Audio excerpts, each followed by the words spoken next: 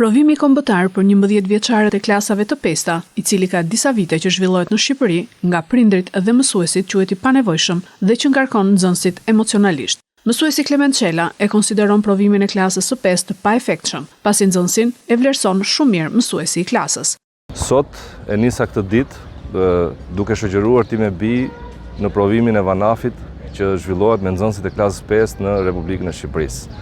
Një provim i cili ka 3-4 vite që eksperimentohet në Shqipëri, një provim i cili nuk bën asgjë tjetër përveç se i shton ngarkesa emocionale të mëdha fëmijëve.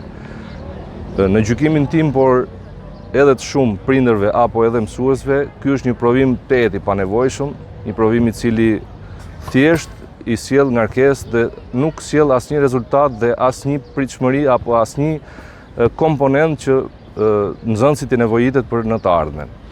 Gjykoj që jo vetëm ky provim, por edhe i provimit i lirimit është një provim i cili bëhet kot, sepse nuk ka asnjë lloj vlere dhe asnjë lloj efektshmërie. Mendoj që duhet rishikuar. Ky provim nuk duhet të bëhet më, sepse nxënësin e vlerëson shumë mirë mësuesi që e ka pasur për këto 5 vite. Nxënësin e provimit të lirimit e vlerëson shumë mirë mësuesi që e ka çdo ditë aty.